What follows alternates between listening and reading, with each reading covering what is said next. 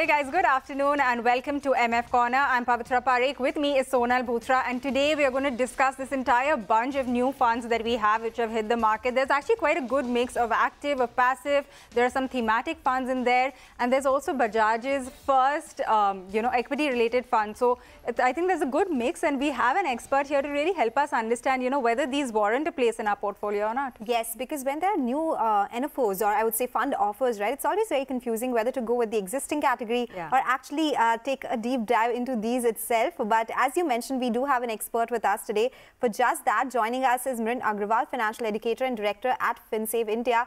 Mrin, good afternoon. Always a pleasure speaking with you. Let's get going and understanding about the entire new NFO space, so to say. As Patra was mentioning, Bajaj Finserv Flexi Cap Fund, the MC's first equity fund. This is the only where the fund manager has complete freedom to implement their strategy. Do you think it is a good one to launch considering what we are seeing with the broader markets? And is there any reason to pick this one over the existing 35 schemes in this category? All right. So good afternoon and lovely to be here on the show today. FlexiCap is always a good category. Now, if it's through an NFO or an existing scheme is a different thing. But, honestly, FlexiCap itself is a great category because the fund manager has the flexibility to implement his or her high conviction ideas and does not have any restriction in terms of market caps and can diversify basically in whichever direction be good. So I think it's a good thing to have flexi-cap funds. NFO aspect, there's so many flexi-cap funds that have been around for a long time. While this fund is going to look at focusing on mega trends and using in-house valuation models, I would think every fund house would be in any case doing that. And I would still prefer it. That could be even probably lower on cost because of the size as well. So I would prefer an existing fund over going in for any new fund. Okay, existing fund. Then maybe you're going to answer. Management has also launched the multi-cap fund. Again, this is, a new launch in a space which is already quite crowded, right? So is there anything about this specific, fund which stands out to you, maybe the fund manager? And also, since we are talking about multi-cap funds and flexi-cap, how would you pick one over the other? Because, that debate has just been on for a while. Yeah, so have to allocate 25% into the three market and small cap, and flexi cap doesn't have that restriction basically. So I think multi-caps is a good way. Like if you want to do your asset allocation between large, mid and small cap and you don't know which fund to choose in these three categories, then I think a multi-cap fund is a good way to go because it gives you that 25% allocation in each one of these categories, right? Now, as far as this fund is concerned, it's going to be a blend of growth and some amount of value, as they can also have some amount of investment in deep value stocks as well, right? In terms of should you invest, I think Mirae is a great fund house, has got some great performance on the equity side. But again, you do have very many multi-cap funds that are already available.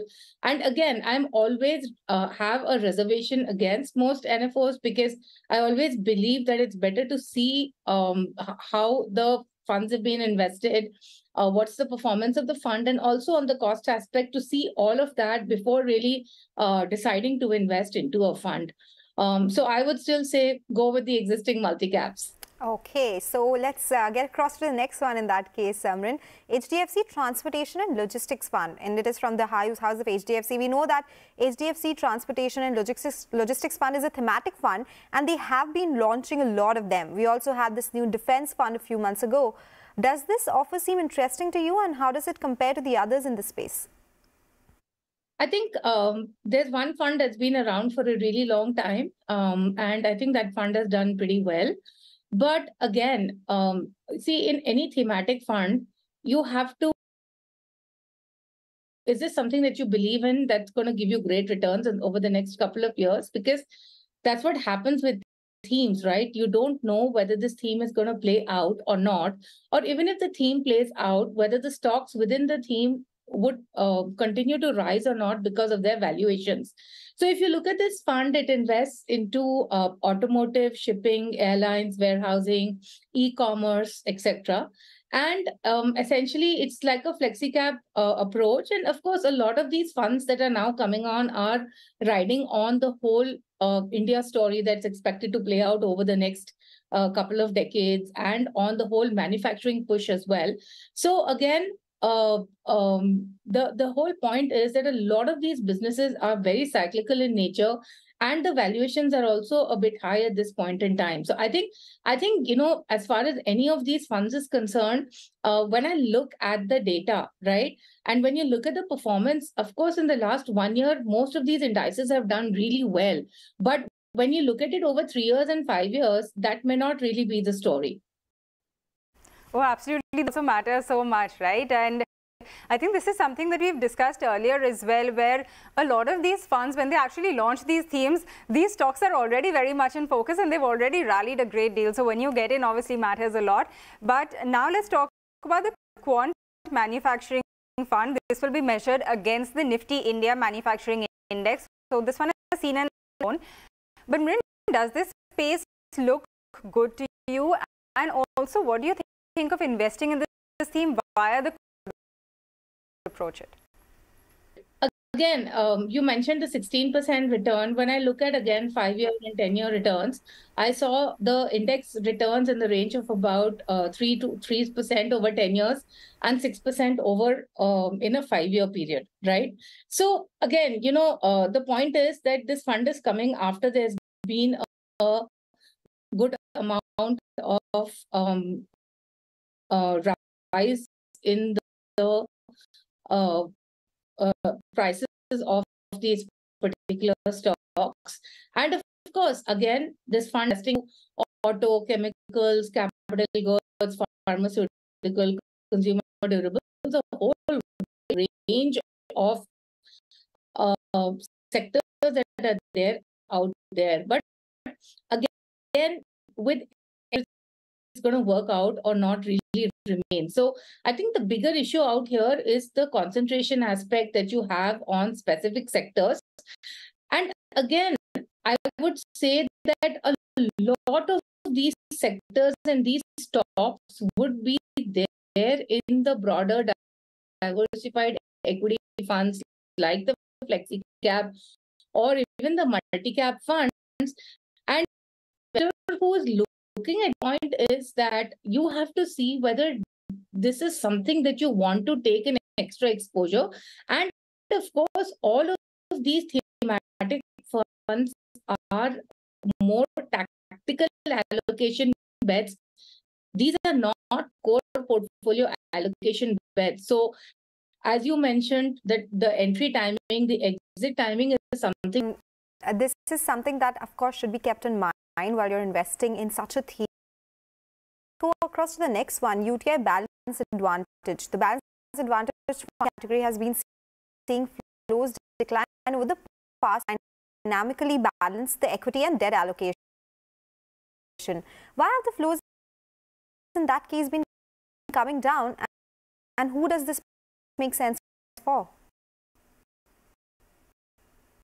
I think balance advantage fund is such a fund that any investor can have in their portfolio, but of course meant for people who want to take the risk of equity, but at the same time do not want to take very high risk. So it works for the more moderate and conservative equity investor. And of course, the way all of dynamic asset allocation works is that based on an in-house proprietary model, they allocate between debt and equity. And the idea being that when equity markets are high, then you reduce the exposure to equity and vice versa, right? So I think it's a great fund. One of the reasons that the allocations could have been coming down is because typically most investors tend to look at recent performance when they invest, and obviously if you're comparing it again. So at a category, and I would again say that I would stick to the existing funds. You have some great funds out there in the balanced advantage fund category that have been giving a lot of consistent performance. That makes sense. And you know, there was that post-COVID period, right, where we saw the balanced advantage category really just shoot up and pile on. And right now, everyone is in a totally different mode. They only want the mid and small cap kind of equities. But Mrin, the next fund is also very interesting. This is the Kotak BSE Housing Index Fund. This is, of course, an index fund that will replicate the S&P BSE Housing Index. There is also a similar fund offered by UTI, which hasn't actually really done much in terms of the return. Would you look at such a fund, and then what would be the factors to consider? Because in this space, there are only maybe one or two options. Yeah, there are only one or two options, and I think this index is fairly new, if I'm not mistaken. It's only a couple of years old. So, of course, you know, there's no performance data that's available on the index as well.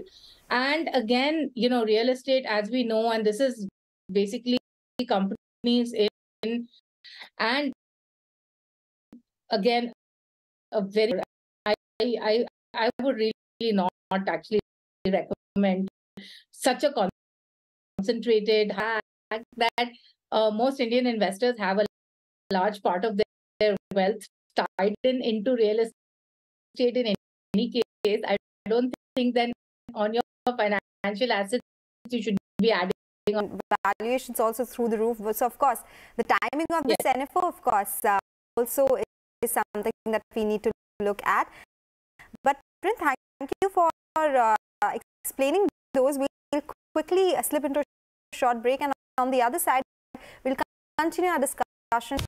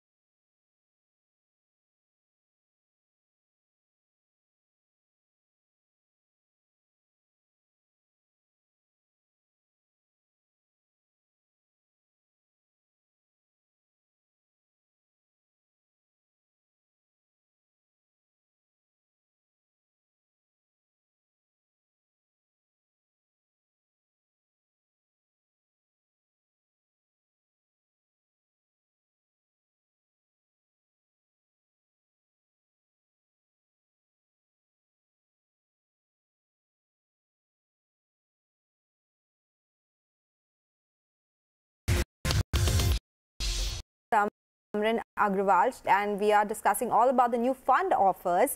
So Mrin, we've been discussing a whole host of them. So let's get to the next one. Kotak Financial Services X Bank Index Fund. Now this is an index fund and seeks to represent financial services X the bank index. Would you recommend this fund, and how does it compare to the similar ICICI ETF? So, when you're looking at investing in any fund, to one of the things that you need to look at is that what is this fund going to provide me different from the app in the portfolio? A big allocation across most fund categories, right? So whether it's flexi cap and multi cap, of course, I agree that there would be a large allocation to banks, and this fund is going to be mainly by choosing a fund like this. Are you actually getting diversification from what you already have, or are you going to increase the overlap in stocks? And that is what I feel you will be doing more, that when you buy a fund like this, you have more overlap in stocks. So hence, I would not want to invest in a fund like this. Also, if an investor is wanting to invest in these funds, do also check out what is the secondary market liquidity that's available at this point in time in these indices. The HDFC Charity Fund for Cancer Cure. Now, this one looks to combine investments that we can see in specific audience. But would you consider putting money in this kind of fund, or is this something that you would recommend? This is, of course, a close-ended fixed maturity plan and a debt-oriented scheme that will invest in instruments as well as government security. Think of this kind of fund, and also, do these kinds of funds normally see good interest? So, funds like this earlier, I think it's really meant for those people who want to do some sort of every year, and not sure which charitable cause to contribute to, in the sense, don't know which charity to contribute to. This is a good way, because what happens over here is that you have a corpus that you invest, and it's out of the returns of the corpus that 50 or 75% is given away to charity. So one thing is that obviously you should not be looking at return these funds, because, for example, in this particular fund, the return is 7%, but then based on what you're going to be donating away, the amount that's going to be left over is going to be only about, I think about 16,000 is going to be given away. 16,500. So obviously this is not a for returns. You're investing here because you want to do philanthropy, you want to do some amount of impact investing, and hence you invest in this fund. Of course, I think one of the advantages is that whatever is the donation that you're giving, there is a 80G benefit of % that's available on it. Now, but let's also go through, how you actually study a new fund offer. What should you really check when you're looking at this type of new offering? So say a checklist on, what you should go through before committing to this. Yes. So of course you need to see what is this, sort of stocks or the type of market caps that they're going to be investing into. And of course, it's also going to give you an idea about whether this really ties in with the risk that you are risk. So all of these thematic funds just spoke about come in the very high risk category, right? The second thing is to then look at the cost, which is the expense ratio and the exit loads. obviously a new fund, the expense ratios could be higher. That could change now with the new with the expense ratio will be calculated. And finally, of course, you need to also see these are very important aspects. I would also caution ratios, because I did see some fund houses coming out with passive funds, and the key selling point was the expense ratio. I think one needs to really look beyond that. That investors really look at is the expense ratio, or perhaps the tracking error would be a better option for a fund like this. But Mrin, take us through how really decide if an NFO actually merits a place in your portfolio or not. I mean, of course, if it's a new theme, I can understand that there's just nothing else available. But do you think if that's not the case, there's very little reason to look at it? Yeah, I think there is very little reason to look at an NFO if the theme is not there was a point when everybody was doing this international passive funds, and at that point I think one of the funds came out, World Index Fund, and all that while I think there were funds which were focusing on US or China or Europe, but I don't think there was any World Index Fund. So some people found that to be a new theme, right? So I mean that's just as an example that I'm mentioning it here. But yeah, if it's a theme that's something new that's not there, and of course, very importantly, it needs to tie in with the risk. So you talked about a defense fund, which is probably the first of its kind. But again, does it really tie in with the risk in your portfolio?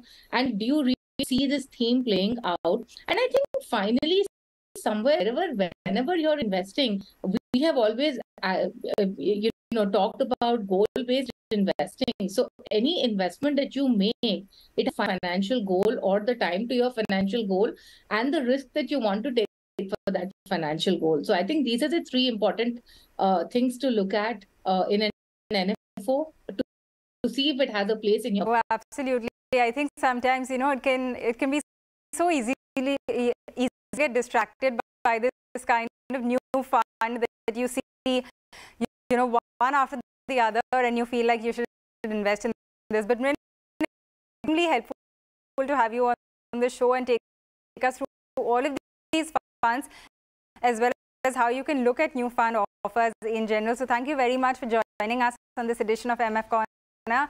On that note, we're going to wind down. Remember, you can always send us any queries that you have on mutual funds as well, and we will take them up with all of our experts. Stay tuned. Closing bell comes up next for the last hour of trade today.